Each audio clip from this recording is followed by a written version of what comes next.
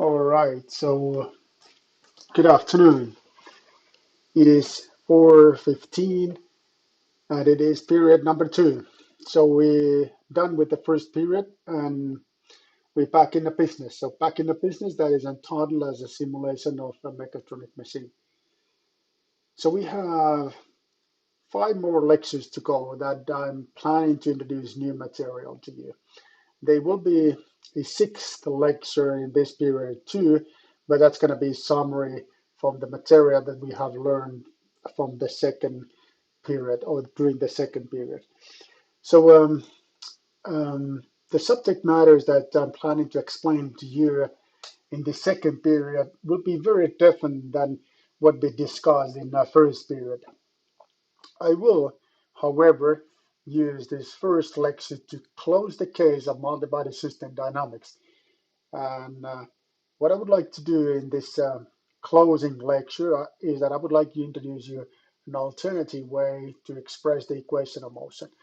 An alternative way will be based on substitution, some embedded technique. So we're substituting the constraints inside of the equation of motion. That's frankly speaking, it's not really the core content of the course, but it's something that I would like you to be aware of.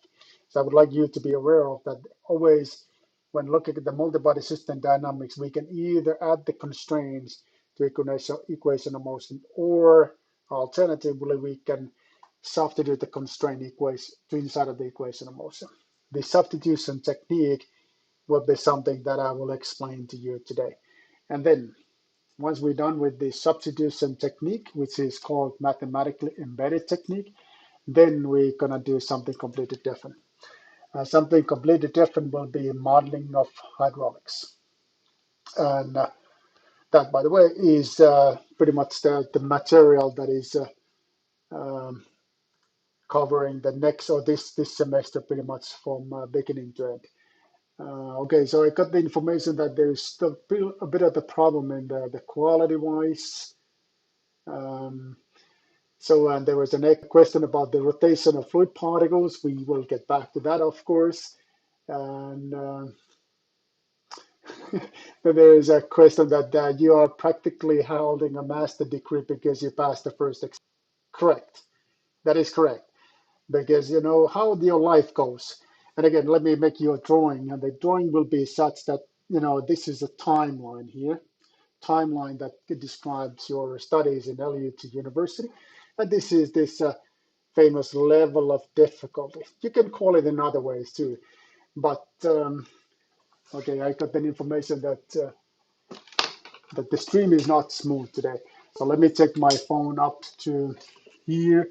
So hopefully it's a bit better. Okay. So no data. So no data at all. I don't get this thing. So I'm back in live. And still got the complaints that there's not enough data. Okay. Still complaints. Yeah, there's a significant technical difficulties. So hopefully they will disappear. I see also that the number of views is coming down. I guess that there is no viewers at the moment. Okay, so let's wait. Still lucky. What is this going on? So what is that behaving like that?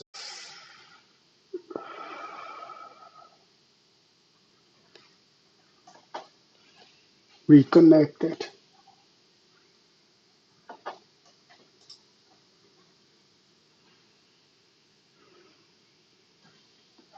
All right, now I'm finally back in the business. Hopefully it gets stays like this. So what I will do is that I spend 5 minutes to struggling with first 5 minutes to struggling with my technical difficulties.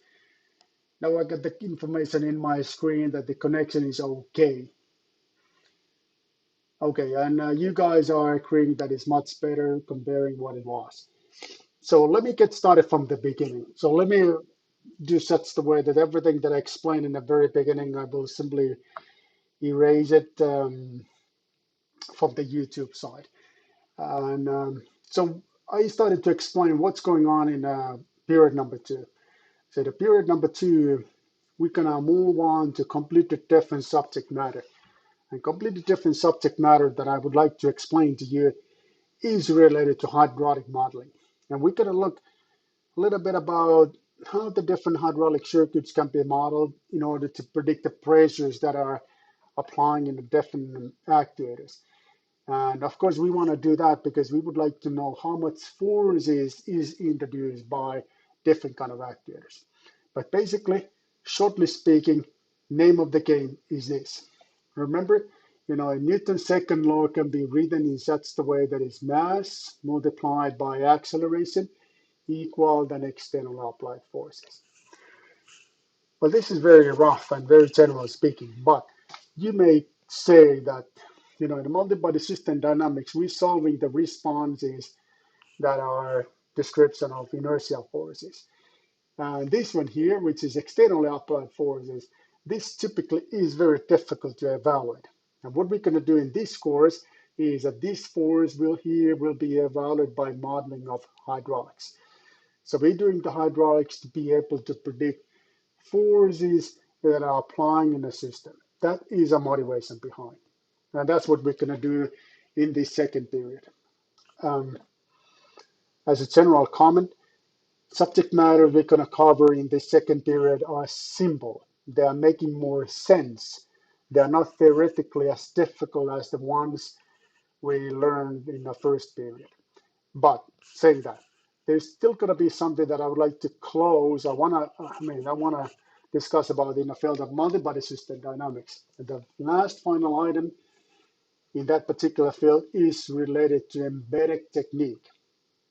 And that's an alternative way to express the equation of motion. Remember, we learned the augmented formalism where the constraints were added to equation of motion with help of Lagrange multipliers. Now, embedded technique, we're going to do things a little bit a different way. We can actually substitute the constraints inside of the equation of motion in embedded technique. So that's conceptually very different than augmented formalism. And I would like to shortly explain to you how is this embedded technique. And as I mentioned already before, during these technical difficulties, this subject matter is not the most critical to know in terms of next midterm exam. Most important things are all related to hydraulic modeling, which we get started today and we will close after a few weeks. And like I also mentioned, during these technical difficulties, there will be a total of 6 lectures in this second period. So the 5 of them are introducing new technical matters, and then the sixth one will be the summary, where I'm closing the case. I'm again rating all the important matters you need to know in terms of written exam, and I will give the star ratings, which helps you to prepare yourself to the written exam. But before moving on to equation of motion and before moving on to explanations related to midterm exam, let me share something with you. So here is a graph that I started to make.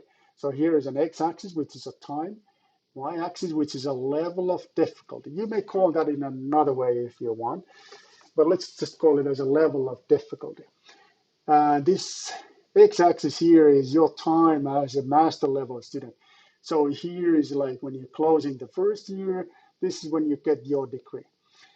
And this course is definitely the most challenging course in your way to master degree. So the level of difficulty goes such the way that everything is first very pleasant, and then comes my course. And it goes all the way up here. But the good news is this. So once you're done with this course, it's going to be smooth, very pleasant ride all the way to your degree. So hold on. Just 5 more lectures and then you're basically done. Well, a bit more work is needed, but the hard part of your master degree is done after that. So with that, let's move on. So this is a picture that I introduced in the very beginning of the course. This is something that is important to keep in mind because this tells how are the typical machines constructed. And you know that most of the machines, they have a frame structures, they have a different kind of steel structures, maybe made out of aluminum or whatever material, but those are the mechanical components. And so far, we've been looking at the mechanical modeling only. And the second semester, the focus will be here in actuator modeling. I don't think we have really much time to look at the control schemes or control system modeling in this course, but I do spend some time to explain you how the user can be accounted. And for your information, the user can be accounted by using real-time simulation, meaning that solution of these components, these three components will be synchronized in real time, making it possible that signal that is coming from the user through the joysticks or whatever means can be accounted in the simulation model. We put a little bit of effort. I will explain a little bit about how the working process, which really depends on the application, can be accounted. But last lecture about the mechanical modeling, this part, and then we're going to move on to this guy, which is the actuator model. And before moving on to final items about the mechanical modeling, let's look how was the written exam, midterm exam. So we have winners from the midterm exam. So here's a list of winners. Unfortunately, it's a little bit of boring way to announce the winners because this is just the student ID numbers. But these are the students that were scoring 27 points or more. 27 points or more, it's outstanding accomplishment. It really is something. So let's give a big hand to all the winners. Good job. Good job. Winners in two different ways. First of all, you were scoring high, so which is something that I appreciate a lot, and I want to congratulate you for scoring high from this very difficult midterm exam. And the winner also, in a sense, that we're going to look at the ways that we can have an oral exam to all the winners to double check that you actually made all the questions and there were no wrongdoing in the exam. So stay tuned. We will keep you informed how the the oral exam will be organized. So with that, let's look again. So how is the grading going on in the course? So the grading, again, you remember this is important to keep in mind all the time. So we do have this written exam part. We have the simulation work part, which are the two mandatory items. So those are the only mandatory items. And now you know that simulation work is already available in a Moodle database. So take a look at that and start preparing yourself, at least in a mental level, to start finalizing or start closing the simulation work. Now, what you still need to do. So make sure that you stay in board and you participate the second midterm exam. Even though that you were not possibly scoring so high, and even when you were scoring less than 7 points. So the threshold value in the midterm exam was 7 points. So if you were scoring 7 points or more, you were passing the exam. If it was less than 7 points, well, stay in board. Don't give up. And just participate, make sure that you participate the second midterm exam, and make sure that you contact it to me via emails or whatever means you want, and we can negotiate the ways you can pass the course, because it is definitely my mission to make sure that each one of you that are making an effort can pass this course. Okay, so that's a little bit of general explanation.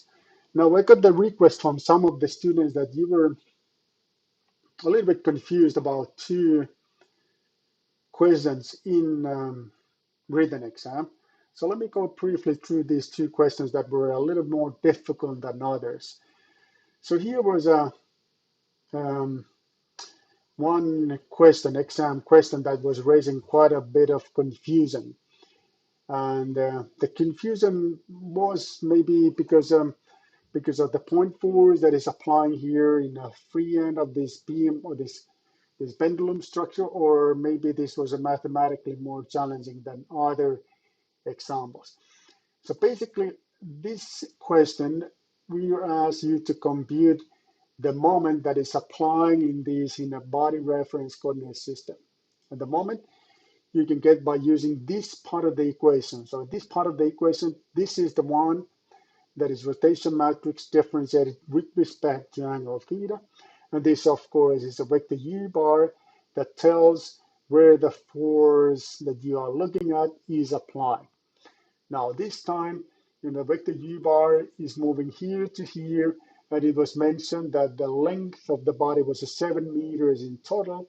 So this, obviously, vector u bar is minus L divided by 2 and 0. And let me see. Then I will take a look at the comments in a second. I see that there are some comments, but we'll take a look at that. All right. So now how it goes then is that you will take, this is maybe a little bit of small font, but you will take, this is a rotation matrix differentiated with respect to angle theta. Oh, and this is oh, look at this. So I made a mistake by myself. Let me go here. Uh-huh. Okay. So I see that this is, let me see how is this components going on here. So this is the body is assumed to have 10 kilos, which is information you don't need. And then Y. Okay, obviously this is something that I still need to take a look at that because I mentioned here that the U bar is minus L divided by 2 and U component is 0. And now the way this is expressed here is actually another way around. So I need to take a look why this is another way around.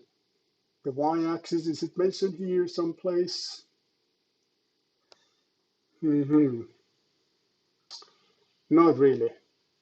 Okay, I understand why you're confused because of this example now. That makes all the sense. I was not sure about that when I was look at your emails. It was not at all unclear to me. But now I see that there is some weird thing going on here. So what I need to do then is that I need to leave this aside. And unfortunately, I need to get back to you in this example by sending you information or message to the model database. So sorry about that. So unable to close the case because I got confused by myself. And the reason that I got confused is that I don't know how is the x-axis pointing in our body coordinate system. So let me take a look at it again. Maybe this is just messy at the moment. No, it's not given there. So it's not provided there. And let me read this example one more time, or this problem one more time. Body reference coordinate system is located in the center of the mass.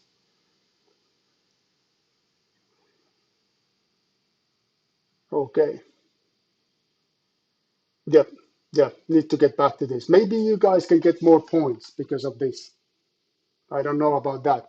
But I am unfortunately unable to close the case today. So I need to get back to this via Moodle. Or if not Moodle, then I need to get back to this in next week lecture. All right. Another tricky question was this one. This was choose the appropriate expression for the list below to determine steps for generalized coordinates following the kinematic analysis. So it was all about how is this figure that was provided in a lecture. I think that this was a lecture number 3. How are the components and how are the steps in this figure? Now, why this was more challenging, what this was a challenging thing was that, of course, things were not expressed in a similar way as in a figure. Now, let me give you an example. And the first thing here is derive the constraint equations. So this was expressed as a step 5, this one here. So this was the first step. And that's I understand that is a little bit of confusing way to say it. So that's going to be the first one here. Goes here. Step 2 is Jacobian matrix. And now the Jacobian matrix, the way it is expressed here needs a little bit of thinking and needs to be a little bit something that you're familiarizing yourself to notation. So it's this one here. This one goes here, and let's put it here as well. Then the step number 3, which is maybe the most difficult one.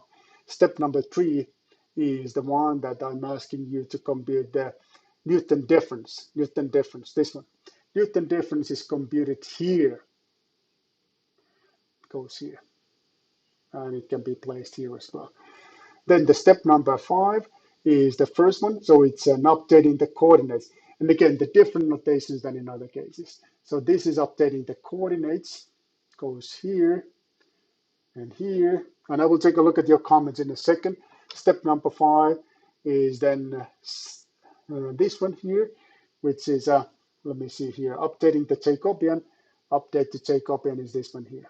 Okay. And then redo the whole thing.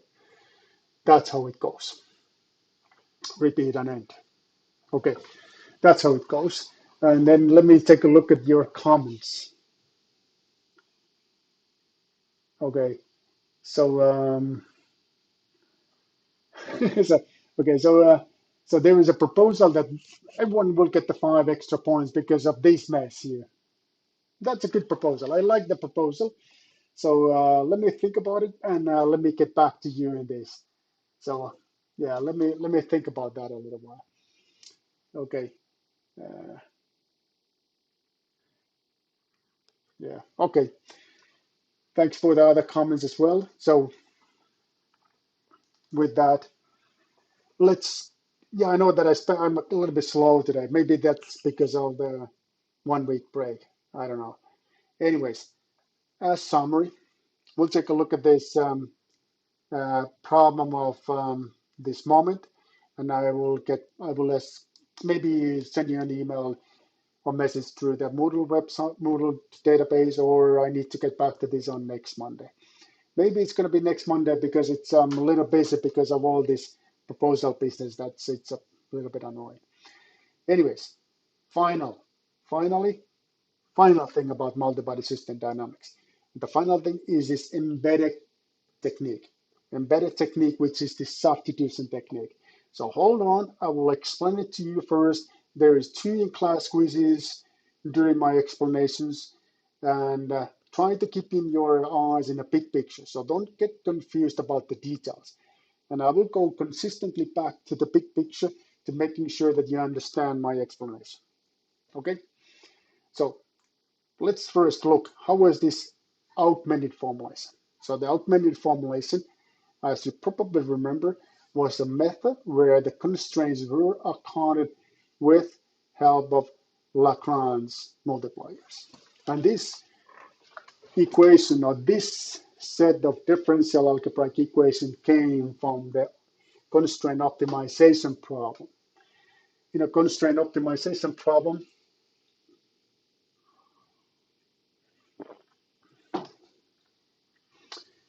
this is price you have to pay because of the constraints. In multi-body system dynamics, those are reaction forces due to the constraints.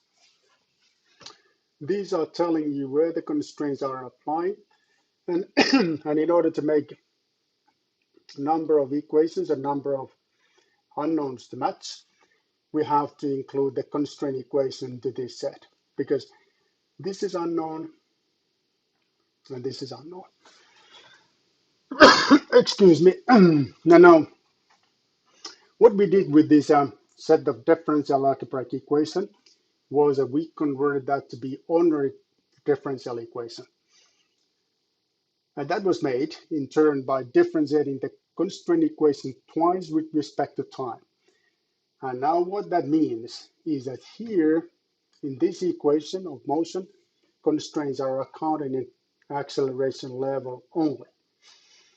And now when we are integrating from acceleration to velocity, from velocity to position, we will introduce certain amount of integration errors. And that's why the constraints may not be fulfilled in the position level, and that can be fixed by using constraint stabilization.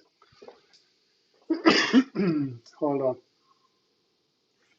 In the constraint stabilization, we are introducing like penalty factors in velocity and position level, which are kind of like a spring and damper that are forcing the constraint to be fulfilled.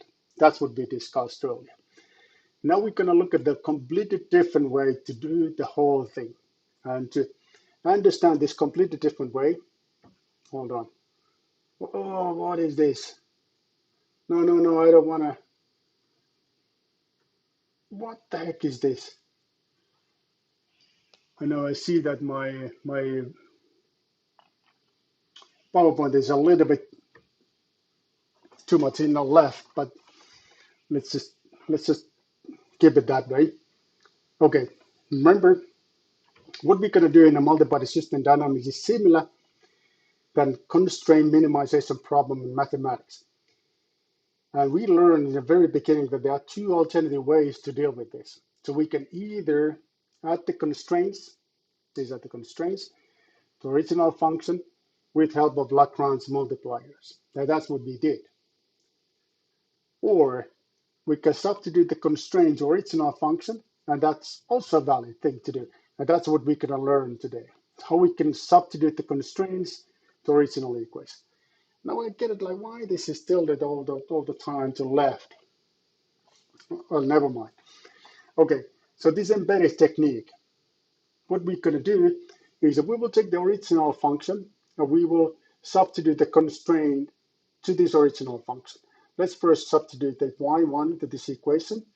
So it's going to be 1 plus y2, which is then substituted, excuse me, this y2 is solved here. So let me take this off.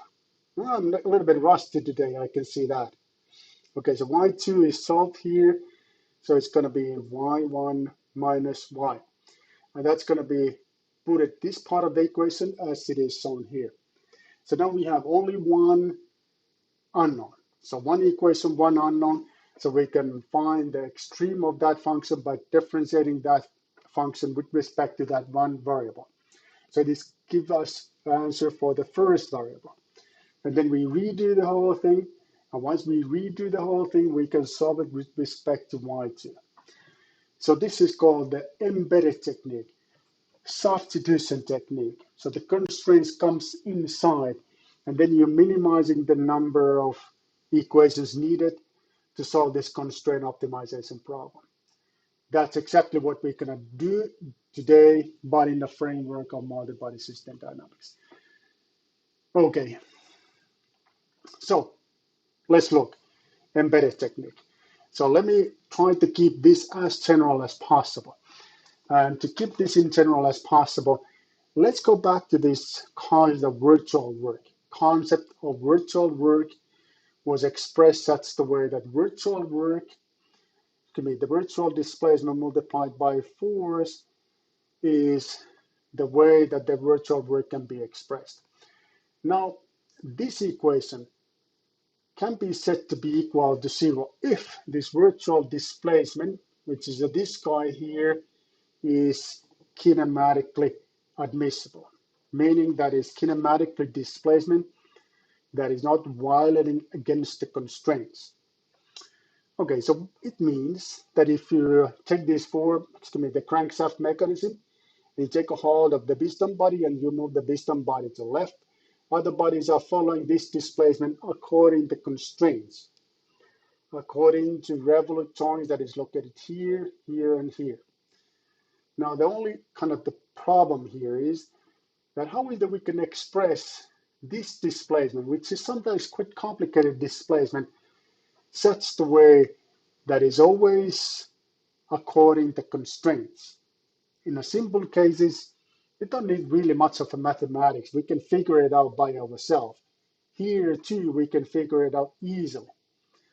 But in a general case, let's say that we have a case like this kind of mechanism, it's no longer that easy to say what kind of displacement is kinematically admissible displacement. And again, let me just emphasize this. This is kinematically admissible displacement, meaning that we are not violating against the constraints. This is kinematically, that is for sure, is not kinematically admissible displacement. And why not? Because I'm violating against the constraint that is located here. So I'm breaking this revolution. So I'm making a criminal action here. And this criminal action is something that I shouldn't do. I should try to express this displacement as it is shown here.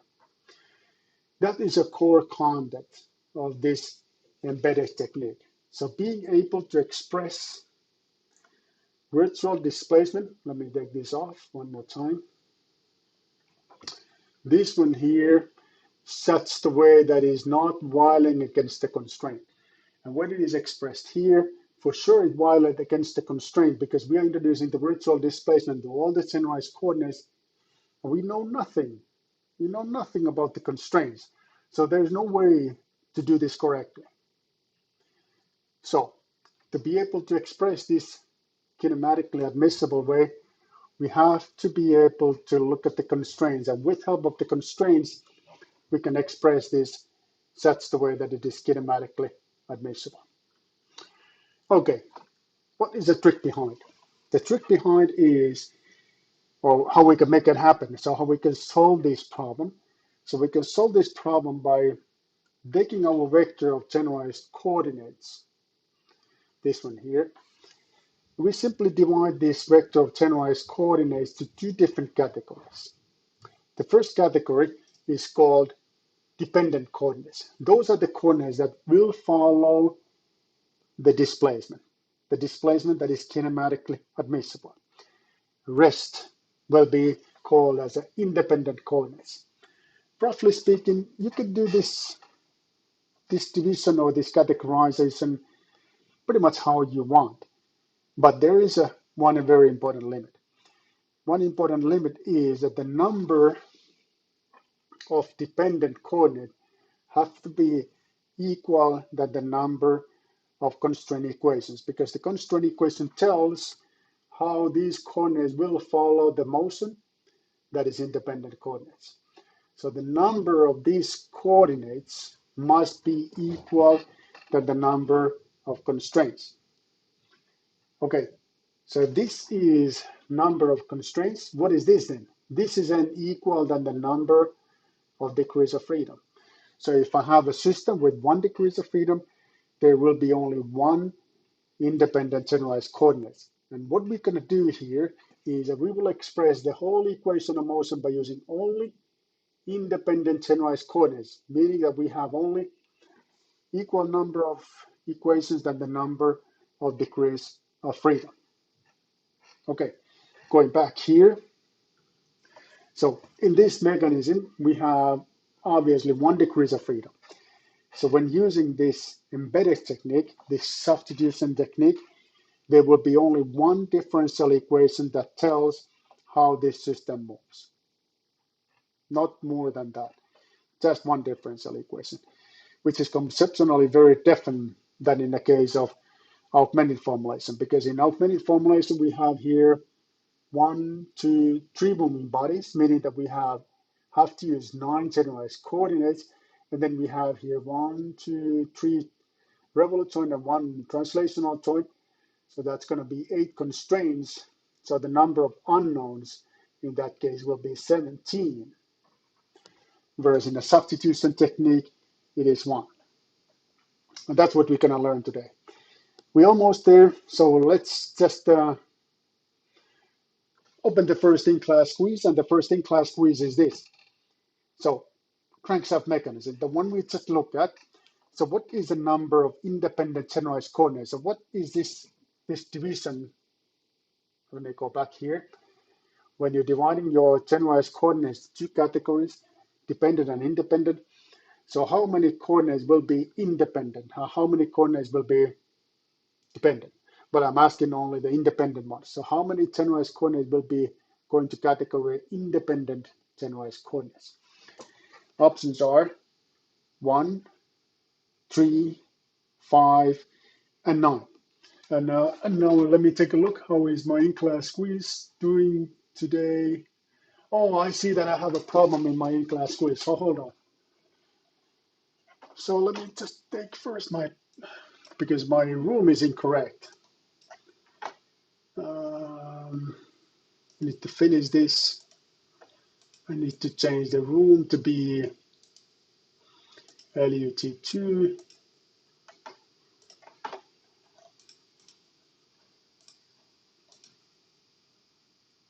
And I'm on.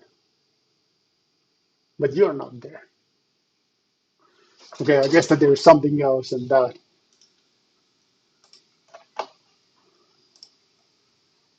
Oh yeah, my room is,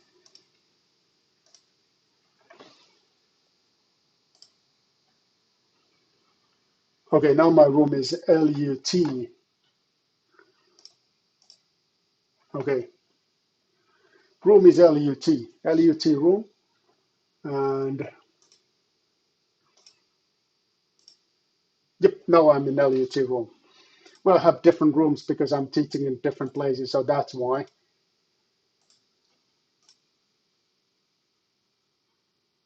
Yep, yeah, I see that you're there. You're there. That's very good. Sorry, that's not smooth right today, but I see that I have 50 students that are already in the Socrative.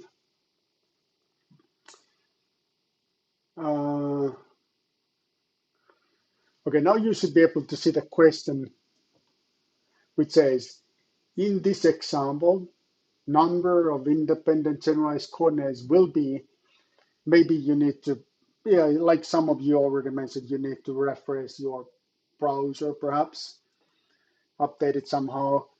Maybe that's the way you can see that this question here. Okay, so I look at this, I have some awesome news to you. And the awesome news is this. We have here, let me take a look, 76 students, 76 students. And before the midterm exam, I think the number was 80 to 86, perhaps, something like that. So we only lost very few students, which is an outstanding news. That's something that I love to see this. Of course, what I would love to see even more than that would be, I guess what? Well, that would be 100% success rate. Uh, okay, then there is still a problem that some of you cannot see the question. Maybe you need to log out from the Socrative and come back, because I was in a wrong room before just a few minutes back, so that was my mistake. So can you please log in and come back and do it again? And I can see that the game is on, and we have several guesses. I like this one. I like the one is guessing that the success rate is 95. 95 would be outstanding. 100%, maybe not, but I think it is high. I'm kind of sensing, even the figure that is in my mind is 96, perhaps 90. Would it be 97? 97 would be something that I would be really, really happy. 100%, I would go crazy. That would be, something that I don't know how to give a reward for you, but I would need to figure out the way to go. Okay, now I got the guess that is 100%. I like it a lot. I like that a lot. Okay, so let me see. Oh, and even better news. So we have 81 students. So it looked that we did not miss all the students that were with us, with me prior to midterm exam are still with me. That's great. That is really, really great. Okay. Okay, I'm gonna move on a little bit, and I will keep on explaining about this embedded technique, because for some reason I realize that I'm very, very slow today. So I need to move on. Okay, so what I will do next is that I'm using this principle of coordinate partitioning. So again, the idea is that I have my vector of generalized coordinate, which is these are the components, Q1, Q2, Q, N, like this. And I'm going to select some of them to be dependent and some of them to be independent. And I'm using the same procedure, same concept for Jacobian matrix. And remember, the Jacobian matrix is my constraints that are differentiated with respect to my generalized coordinates. And I'm simply going to I'm going to do the trick that if my Jacobian matrix can be written in such a way that it is a matrix which, say, hypothetically consists of 2 rows, 3 columns. I'm going to select the the components from the Jacobian matrix that are associated to my dependent generalized coordinates. It could be this one here and this one here. I'm going to form a matrix based on this information. This matrix will be a skew matrix, so it's having the same number of rows and columns. And that's what I'm going to use to relate these dependent and independent generalized coordinates. And that's exactly what I need to be able to express my virtual displacement such the way that I'm not widening against the constraints. Let's take a look at an example in a minute, but let's first keep this in a little bit of theoretical level. So I'm using my coordinate partitioning in Jacobian matrix. Now what I will do then is that I'm using this division, which is a generalized dependent coordinates and generalized independent coordinates, and I'm solving dependent coordinates with help of independent ones. And how it goes like this way. So you have, for this coordinate partitioning, we set that to be equal to 0. And now I can have a relation between dependent and independent generalized coordinates. This information is submitted here. And now I have exactly what I want. I have my virtual displacement such the way that is independent generalized coordinates. So those are the ones that are like degrees of freedom. So I'm moving my degrees of freedom. Other generalized coordinates are following my motion because of this Jacobian matrix. And I have my relation between all the generalized coordinates and independent ones. So that's pretty much is the whole story. So then I'm using this relation here,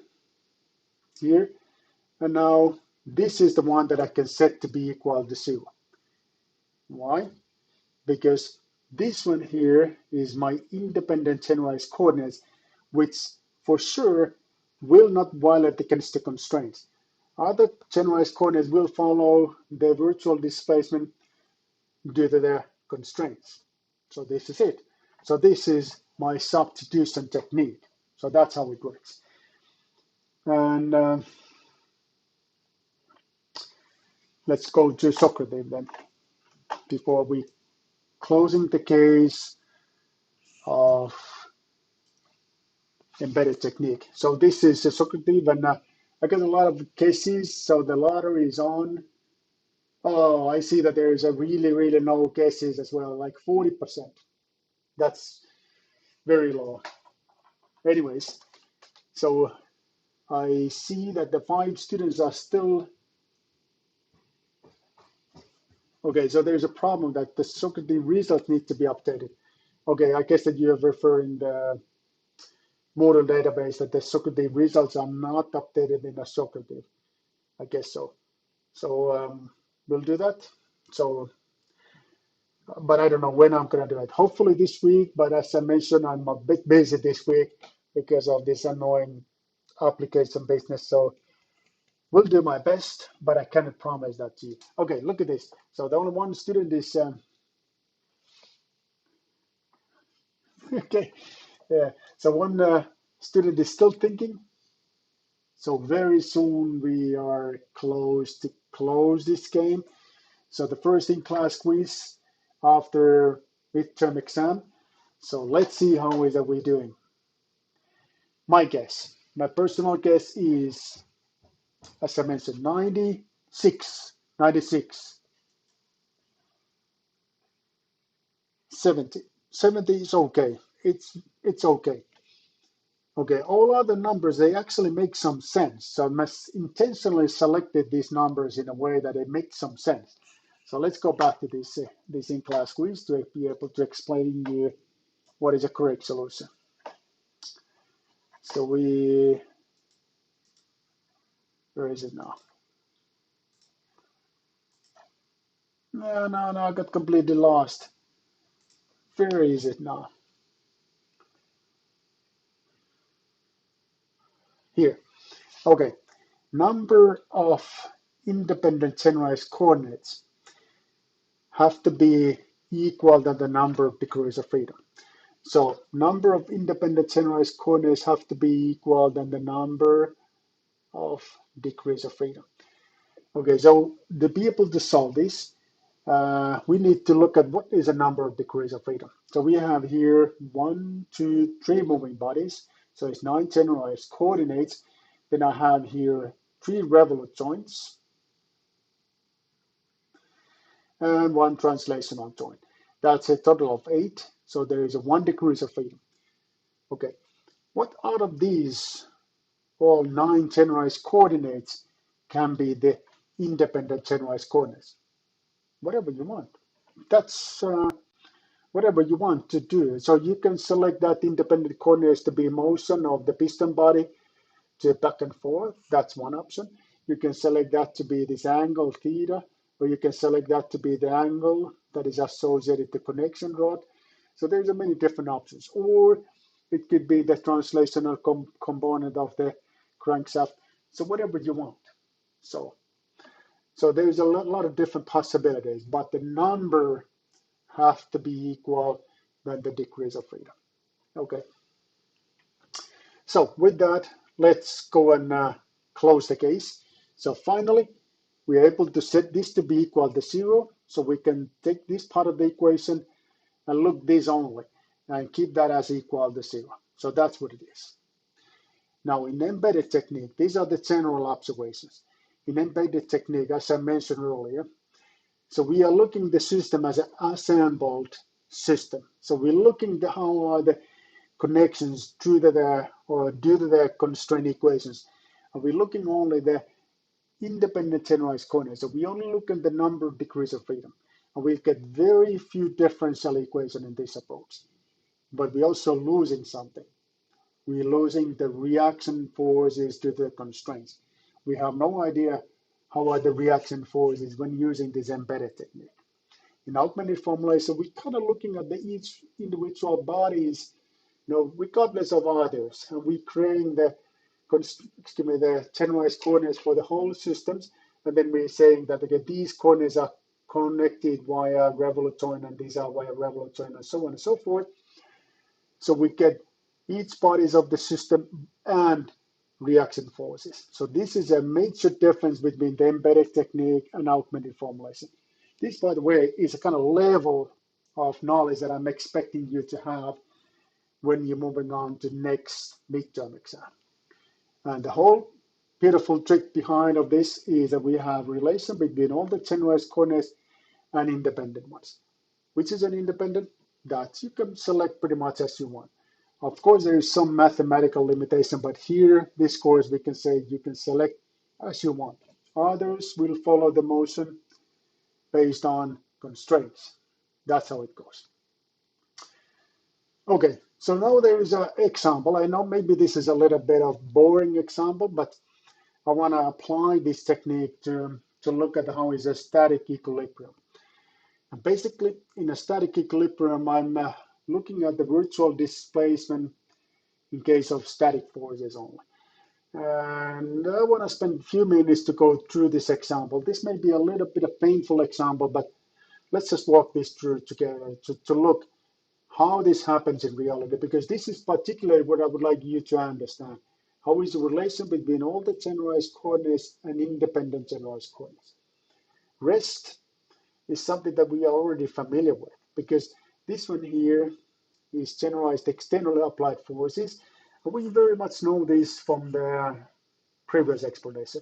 So only new component that is coming into play is this guy here. This guy here that is relating all the generalized coordinates and independent generalized coordinates. So let's look at this example. And the example that I would like to deal with you today is this I guess this is like a little bit of pendulum structure. This is the simple structure that we looked previously together. So I have beam-like body that is constrained to ground by a perimeter joint in point A and perimeter joint in a point B. And I'm not going to look at the details this time. I'm going to simply tell you how is a Jacobian matrix in this particular case. The Jacobian matrix looks like this. Jacobian matrix consists of two rows because of the two constraints, two constraint equations. Three columns because three generalized coordinates. The generalized coordinates in this case is Rx, Ry, and angle theta. What I will do next is the only critical step. And only critical step is that I need to select one out of these three coordinates to be an independent one. Which one? Well, as I mentioned earlier, you can do the selection as you want, but there's a simple, very obvious solution here. And the obvious solution is that angle theta is obvious solution to be selected as an independent generalized coordinates. Why? Because what is left is identity matrix, this one here, and this dependent part of the Jacobian matrix needs to be inverted. And if it is identity matrix, inversion is very, very simple to do. So now what happens is that I will take this submatrix, substitute it here, actually it's here. I will take this as a vector, I substitute it here. I inverted the dependent part, and what I get as a result, I will multiply with the independent part. And then I will get this relation here. And now using this one here, I can relate my independent generalized coordinates and all the generalized coordinates. And you see how it goes. So this is automatically telling that if I'm moving my angle theta, these are the Rx and Ry, and they're following this same way. I mean, this way that is expressed in this equation. So this is an automated way to make sure that I'm not violating against the constraints.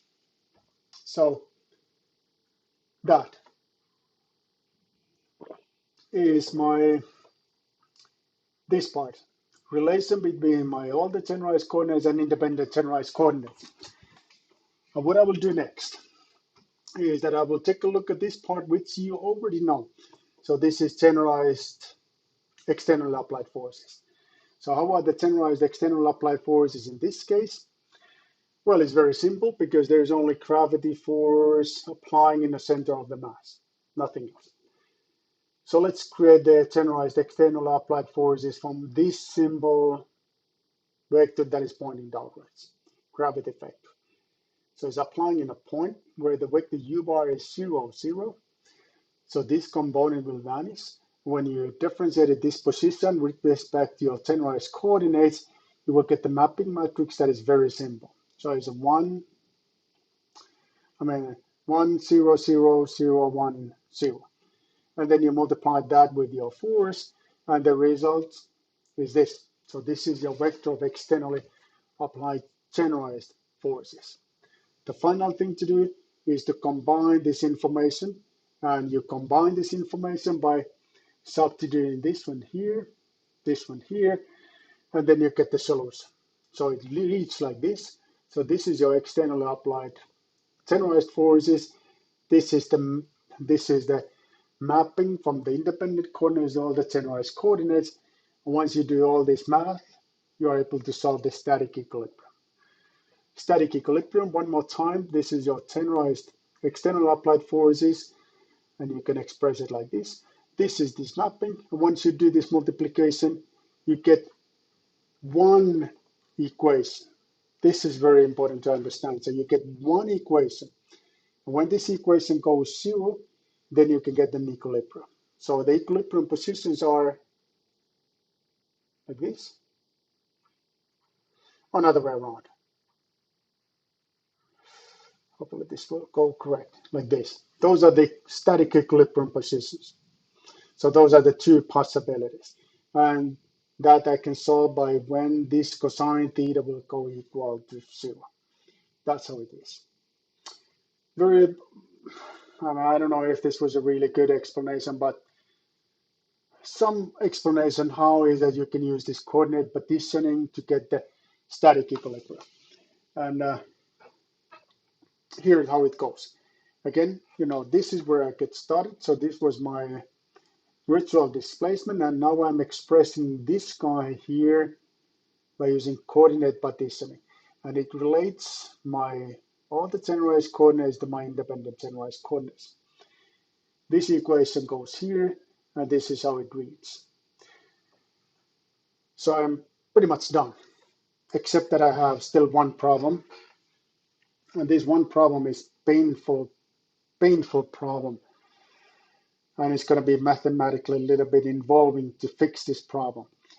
And the problem is that this guy here is still all my generalized coordinates. And I don't want to be like that. I want that to be my independent acceleration. Not all the accelerations, but independent accelerations. And once I'm able to fix that, then I'm done. So then I'm done, and I have minimum amount of differential equations that I needed to solve the responses of any mechanical systems you want. So here it is, put it in the writing again. So this is my problem case, and I want to fix this problem case. And how it's going to be solved is that I'm going to use a coordinate partitioning in my acceleration level 2. And here comes the word, a little bit of warning to you. When I'm using the coordinate partitioning in acceleration level, it is a little bit painful. I have to admit that. So just try to keep your mind in a big picture. And the big picture is that you want to express your virtual displacement such the way that is kinematically admissible. And once you do that, you will get this minimum set of differential equations. And you just wanted to make sure that your accelerations too are expressed by using minimum set of differential equations. And that's what we're going to do next. And then we're done with this explanation. Ooh, so here it is. So here it is. So it is this bad. So when I'm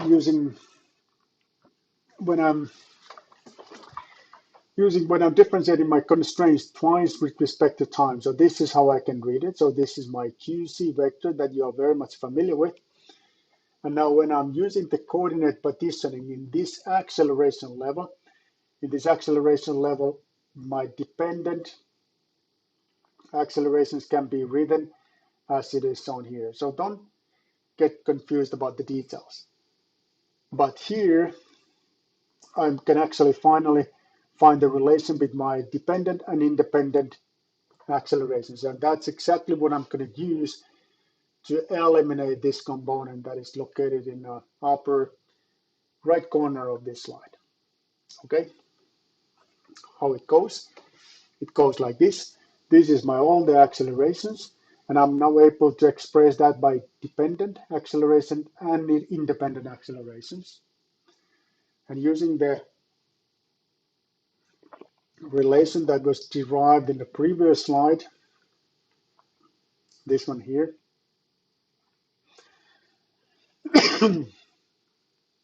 I can express my, excuse me, my dependent accelerations as it is shown here. This is what I need. This is what I need. So here's my independent accelerations, and then I'm gonna just call these matrices vectors sometimes with a certain names. This will be called as a B, like this, and this will be called as a D. Now my equation of motion looks like this. This is my final form of equation of motion. Let's summarize. Here, number of differential equations will be the number of degrees of freedom. Here, it will be number of generalized coordinates plus Lagrange multipliers. So conceptually very different. Finally, let me take a look. Okay, no comments, so let me move on to example. So I don't know what's up with me. Okay.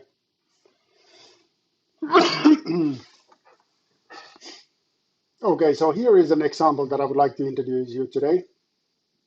So this is same mechanism we looked previously when we computed the static equilibrium. So we have two primitive joints, one located here, another one located here. And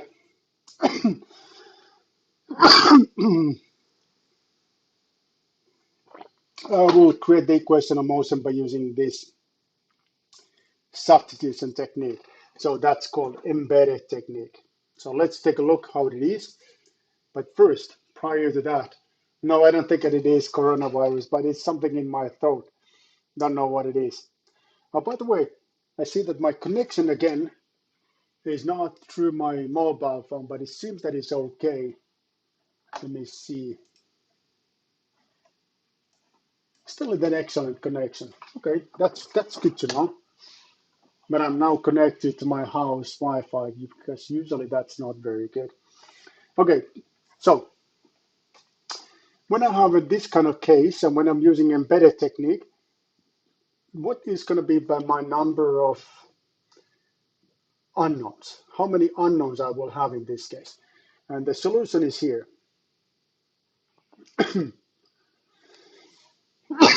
So here the unknowns is number of degrees of freedom. Here, when using this augmented formulation, it is Lagrange, excuse me, the generalized coordinates plus Lagrange multipliers. This case, which is embedded technique, it's number of degrees of freedom.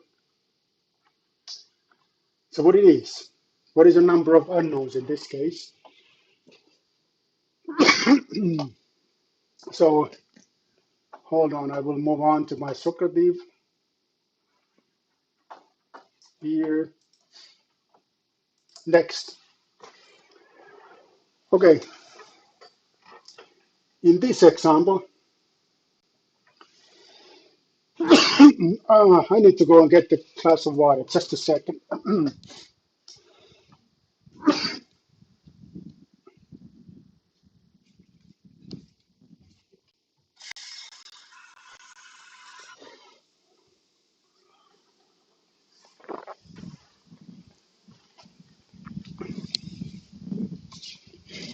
So now back.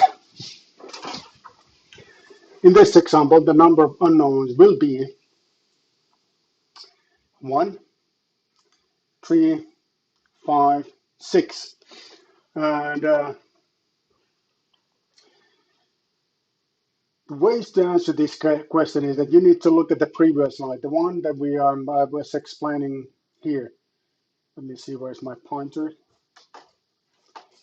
This one. This is the way to solve the problem. In embedded technique, again, number of unknowns is equal than the number of degrees of freedom. Here, completely different.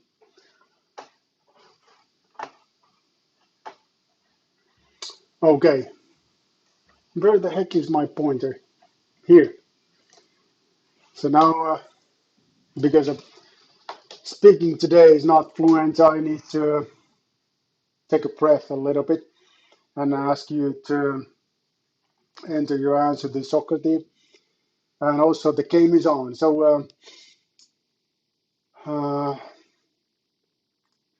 any guesses? What is the success rate in this case? I'm thinking that it's going to be the same that in a previous case. That previous case it was 70.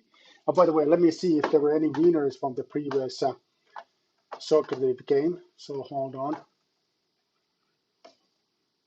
to see 100%.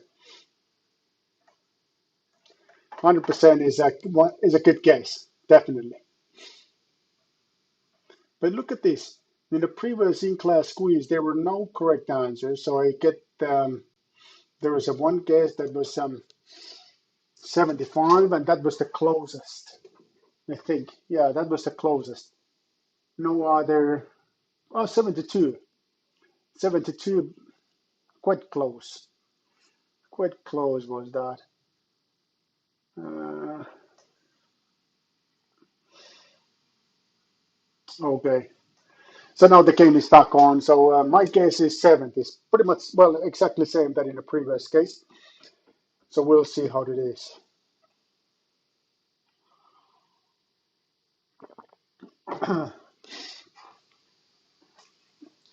I was, by the way, today in a university. So not, I don't visit in a university that often. So, but it was good to be there. I don't know if you guys were in a, if you visited university ever, but I was there today. So I see that 56 students already entered the answer out of the 82. So let's wait a little while. And then we're going to close the case by of embedded technique by looking at this example. And this example should give you a good insight like how is this method and how it can be applied in the practical problems. The question is on, so you don't see the question. Sorry about that.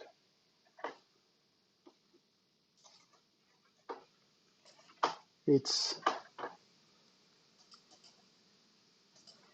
here in this example. An example is this mechanism or a pendulum where there is a one primitive tone here, another primitive tone here. So what is a number of unknowns in this case when I'm solving the problem by using embedded technique? I mean, how many differential equations I will end up to have end of the day. So maybe I will move on a little bit to close today's lecture. It's a little bad that I'm very slow today. I wanted to spend good time of today's lecture by explaining you how is a hydraulic modeling, but obviously I don't think I think we can open that case, but I don't think we have much time to look at the details today. But it will be on next Monday. So here are the steps. And again, exactly same than in the case of Lagrange multipliers. We're going to simply follow the certain steps. And once we follow the steps, we will automatically get the equation of motion. No thinking whatsoever. So that is a beauty, again, the beauty of multi-body system dynamics. Thinking is not allowed. First step, mass matrix. Okay, this is very, very simple. So I don't think we need to look at this very much in the details. And simple because the body reference coordinate system is located in the center of the mass. I need to see your comments. Oh, okay, yes, it was just a guessing about what's the success rate. Okay, because the body reference coordinate system is located in the center of the mass, this will be diagonal mass matrix. And diagonal mass matrix such that first component has a mass of the body, third one is a mass moment of inertia. From the beam-like body that is rotated here in the middle, the mass moment of inertia is mass multiplied by length power 2 divided by 12. Very simple. So that's the first step. Second step, external applied forces. Exactly same that in the case of Lagrange multipliers. No difference whatsoever. So the only force that is applying here is a gravity force here. So this is my force expressed in global coordinates. So what I will do is that I will take a look where the force is applied by using this equation that I'm very much familiar with. This equation will be differentiated with respect to generalized coordinates, and that's going to give me my mapping matrix. Using the mapping matrix, I'm able to express my generalized externally applied forces, exactly like I did in the case of Lagrange multipliers. So no difference so far, no difference whatsoever. Quadratic velocity vector, that's going to be equal to 0 because I end up to have a diagonal representation of mass matrix. So no difference there. Step number 4, that should be 4, is my constraint vector. So this is going to be the one that I'm actually have to look at my coordinate partitioning first time. Coordinate partitioning, I'm going to select such the way that angle theta will be my independent generalized coordinates, because dependent ones will make a nice form of 2 by 2 identity matrix. So this is my dependent part of Jacobian matrix. This is my independent part of Jacobian matrix.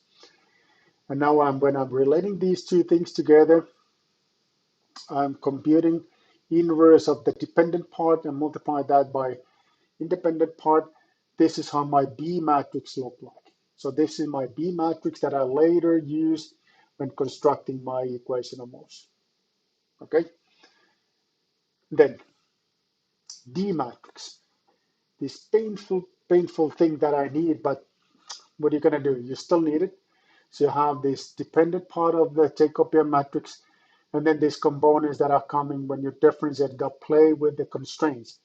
This is the only non-zero component that will be here. This will be equal to 0. This will be equal to 0. So let's compute this part. This is my Jacobian matrix multiplied by velocity of generalized coordinates. It's going to give me a vector of 2 components, which is then differentiated with respect to generalized coordinates. I have to admit that it's a painful Monday. But Mondays sometimes are painful, and they have to be a little bit painful every now and then. Oh, hold on. Where is it? Here. This is what I get when I differentiated this with respect to generalized coordinates, and this is what I get as a final result. Now I'm very close to be able to express my D matrix. So this is my dependent part of Jacobian matrix. This is what I just received, and my D matrix is this. Final thing is my assembly work, and my assembly work is this. This is going to be my differential equation. Look at this. So this is how I'm solving my response of the system. And I'm only having the one differential equation, because once you do this multiplication, you end up to have just the one equation. So I'm solving the angle theta. Rest is substituted inside of the system, inside of the equation of motion. Yeah, I have to admit that it's painful Monday, but yeah, it is sometimes painful. It's good to have sometimes painful Monday, because then another day could be more, better days.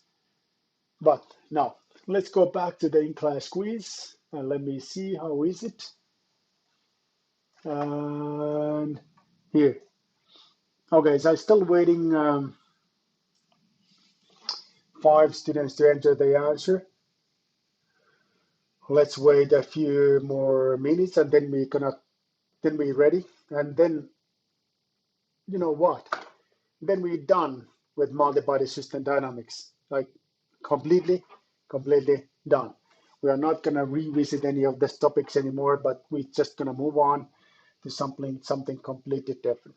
Okay, 3 students, 2 students, 2 students are still thinking. It's almost there. Okay. Oh, so time is different. That's just because we are now in the winter time. So some of you are following the lectures when it is a little bit late. I understand that. Okay, so let me close this. Okay, so what is the correct answer? Correct answer is 1.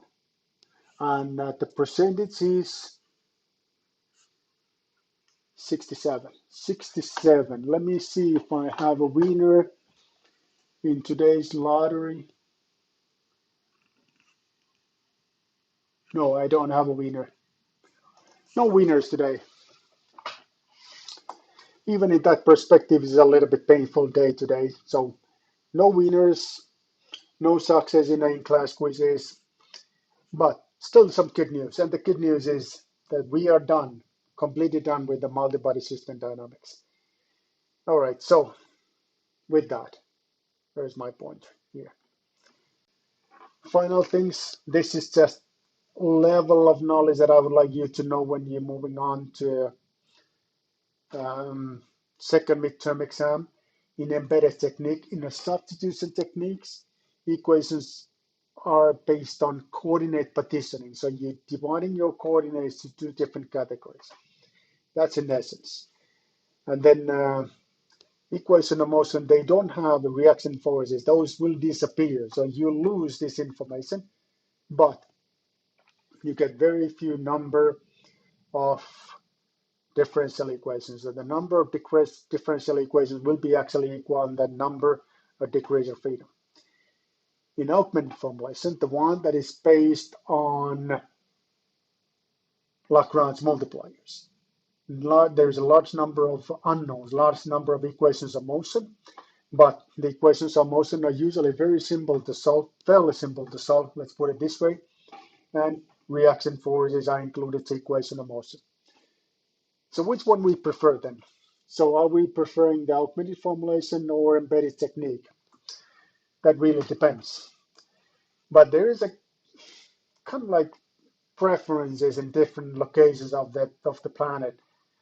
Um, Originally, multi-body system dynamics, most of the formulations were based on this augmented formulation, which is this Lagrange multiplier-based method.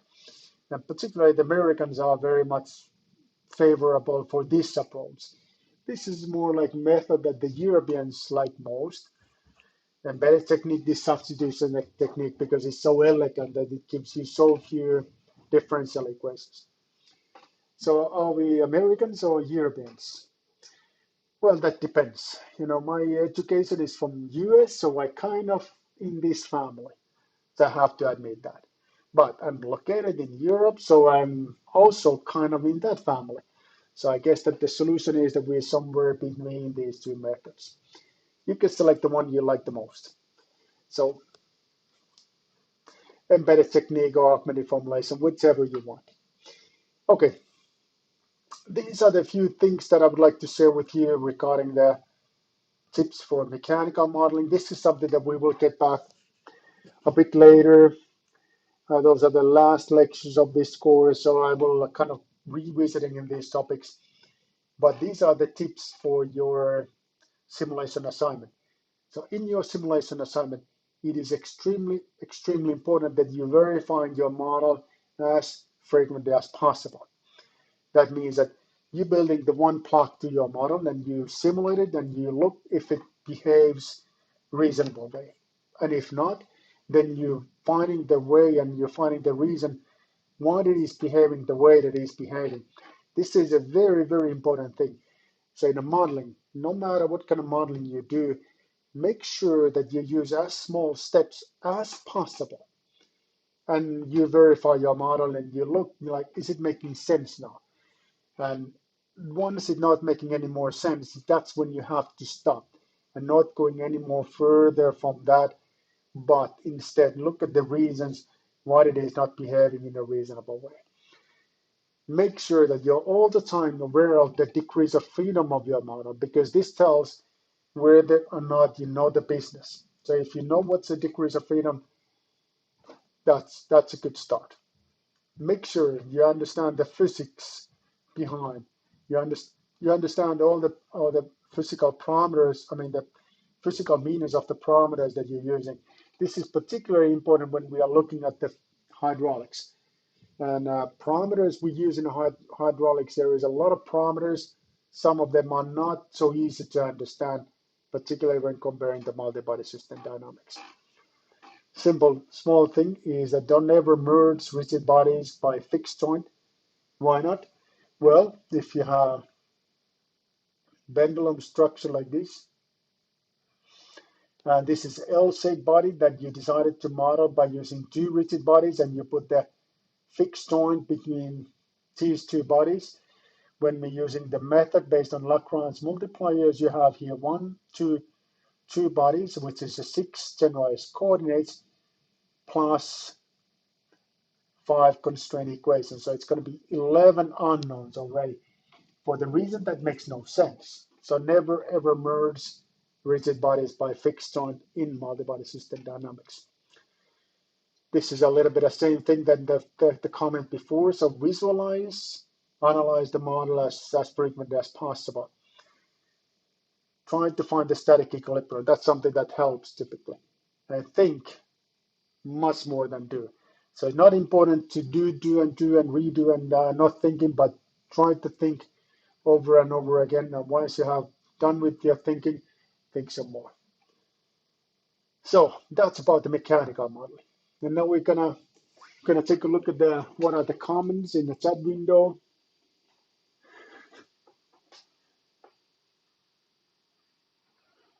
Okay, so now we're gonna move on to hydraulic modeling.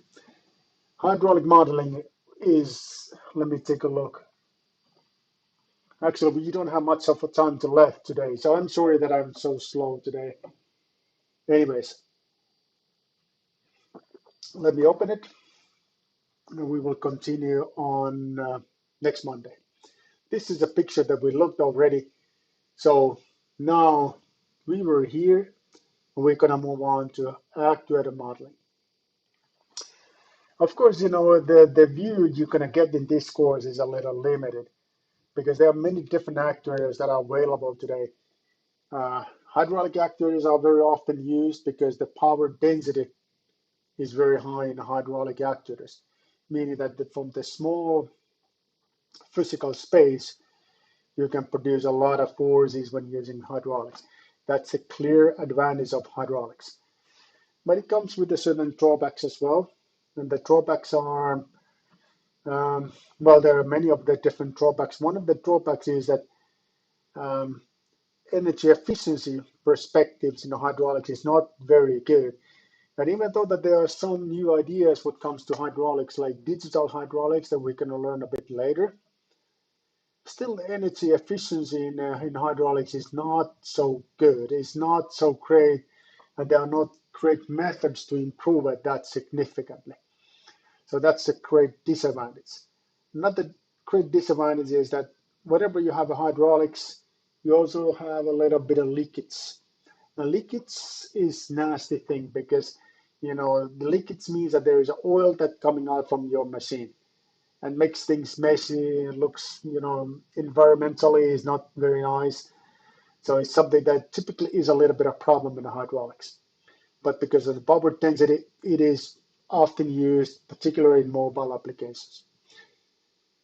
What are the other means of actuators?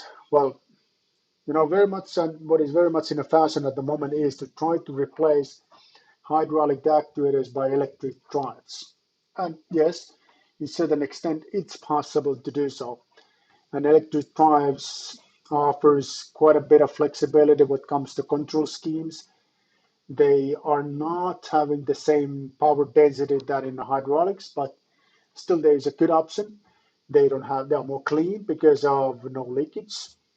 So they are becoming, there's a kind of trend at the moment that hydraulic actuators are being replaced by electric drives.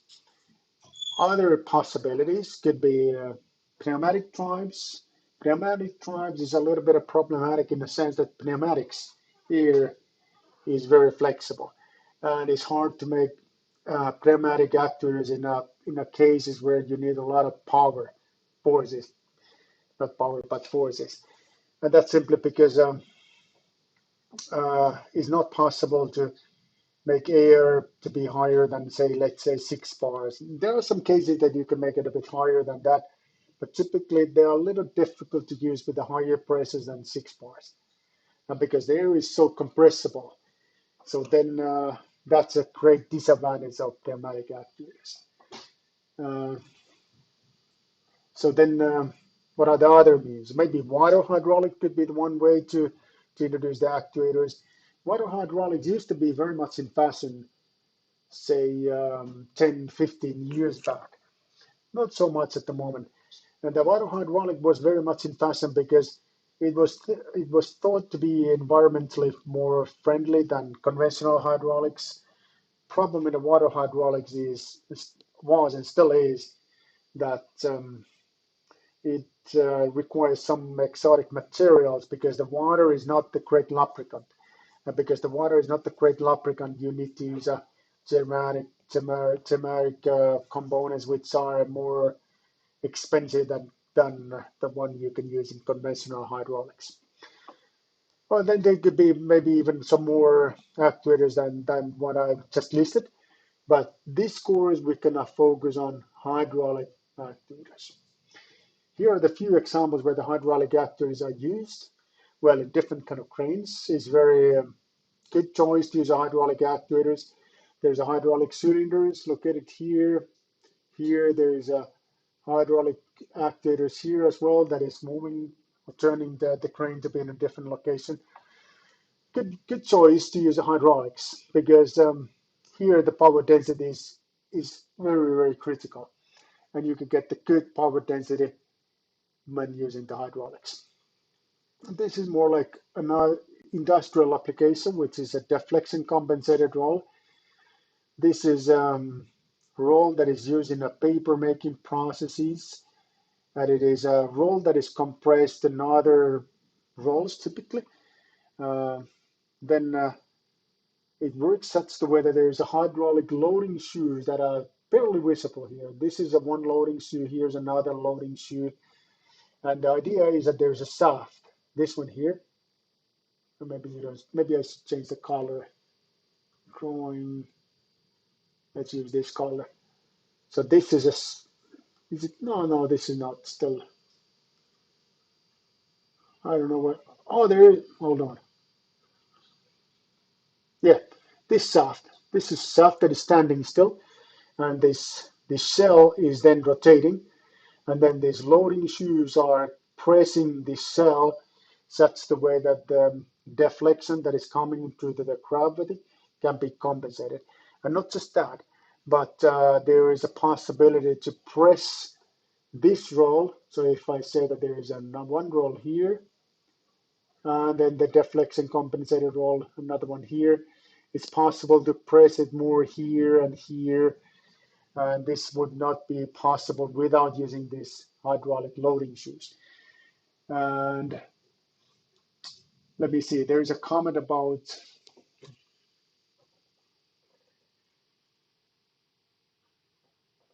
yeah, I know. So there's somebody saying that the hydraulics is a mess. It's a little bit of mess, but good thing about the hydraulics is the power density is very high. Now what happens is we're gonna still gonna look at a few examples, a few animations about the hydraulic modeling and hydraulic cases, and then we're gonna start looking at how is that we can actually model the different properties of fluid, how is that we can start computing the pressures as a function of time. This is going to be the utmost importance for us. So we basically need, again, differential equations, but this time very different. So the differential equation we're going to use in this course will be written like this. So this is a P dot. So this is a pressure differentiated with respect to time. This is a flexibility of fluid. This is a volume size. And this is flow rate in. And this is flow rate out. And this is what we're going to use over and over again to compute the pressures as a function of time.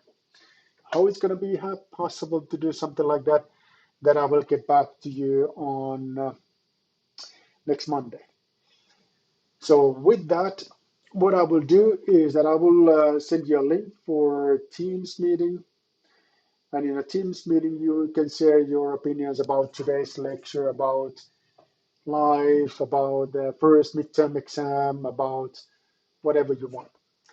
So sorry about that. There was a little bit of technical difficulty. Sorry that it was not the smooth ride today, but sometimes it is like this because it's Monday. So let me close streaming and recording and see you in a bit in a Teams meeting. Okay.